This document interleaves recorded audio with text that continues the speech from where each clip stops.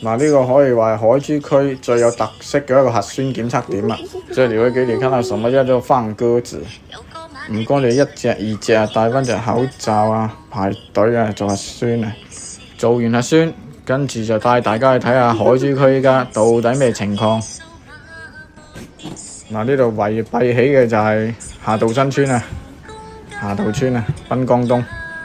只恨一水馬隔天涯，皆因水母就捱窮。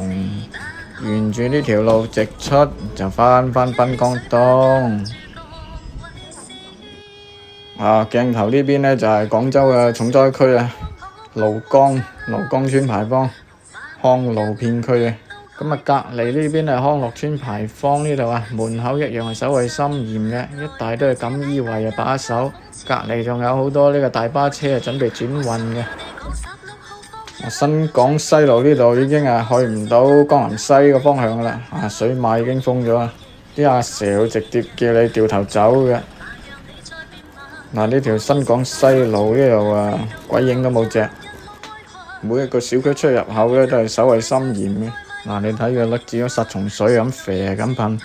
好啦，跟住鏡頭嚟到呢度咧就係鷺江地鐵站啊，又係關門打狗嘅呢度。好啦，繼續去到呢個濱江東往濱江西方向又係有阻滯啊。喺無人機上面睇嘅海印橋咧係一台車都冇鬼都冇隻㗎呢度。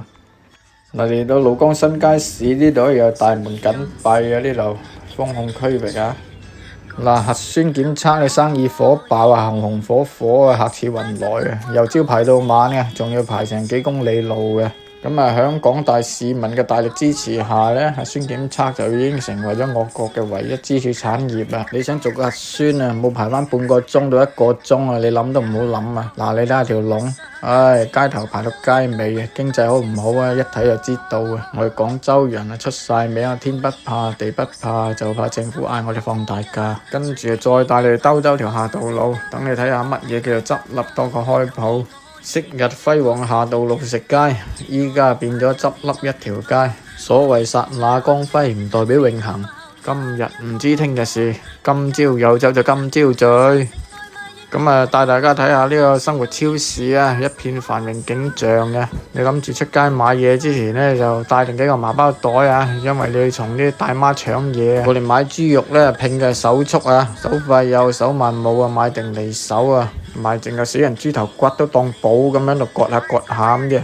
所謂日求三餐就夜求一篤，依家海珠區居民就三餐不保，朝不保夕，居無定所。你哋話呢鑊嘢海珠區幾時先肯放人啊？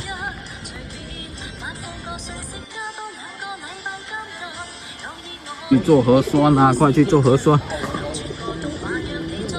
快去做核酸，快去做核酸！係啦，雕兄，你今日做咗核酸未啊？